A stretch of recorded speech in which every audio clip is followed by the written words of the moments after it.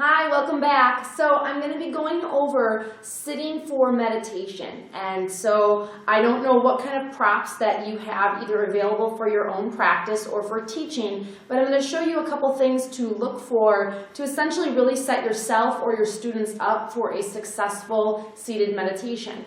Now, first and foremost, if you can't get on the floor, which is okay, sit on a chair. A chair that you can have your feet planted flat on the floor, where your spine can be upright, or sit on a low stool or a bench, something that you feel like your spine can be erect and you're not struggling or straining your spine, neck, or hips in order to get in a position that you think you're supposed to be in for meditation. And so if you're able to get down on the floor, you first want to think about your mobility and your body's willingness to sit down flat on the floor. So as you look at my body right now, my lower body is pretty comfortable seated in a cross-legged position. I don't have any strain through the hip flexors. I'm not straining in the upper back or neck to try to be erect, to try to be upright. So I could essentially sit on the floor flat with very little strain or discomfort. Now, if I found myself where my knees were elbow rests, or my spine looks more like a letter C than a letter I, I'm definitely going to need to get up onto something. So one thing you could use was a meditation cushion. You could use a couch cushion. You could use a rolled yoga mat. You could use a block. You could use several stacked blankets, all dependent on how willing or unwilling your body is to sit in a cross-legged or sukhasana pose on the floor. Now, where a lot of people go wrong when they sit onto something like a meditation cushion, I'm going to turn sideways, is they sit way to the end, and as a result, they kind of exaggerate lordosis or kind of an over-exaggerated sway in the lower back, and they lose their core for stability in sitting erect and upright, and they splay their rib cage, which is essentially going to end up giving you neck pain. If you want to look at the body energetically, the energy now can't move up the spine the way that it's designed. So what I usually suggest and have a lot of success with is try to sit a little bit more to the center of the cushion so that now when you cross your legs, however it is you choose, one in front of the other, crisscross, whatever works for you, you can feel as though your sitting bones are grounded down. You're going straight up through your spine rather than forward through your chest. And most importantly, there's no hip flexor strain and there's no back strain. It always saddens me when I sit for meditation, either when I'm in a class leading or if I'm just a student in a class, and I see people straining. Now, if I'm the teacher, I go over there and assist them because I want them to have a good experience.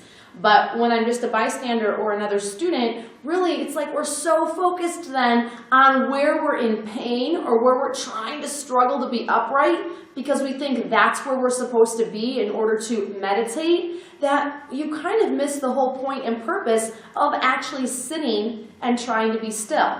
So now once you sit on something, let's say there's still some strain in your hips, or maybe just one.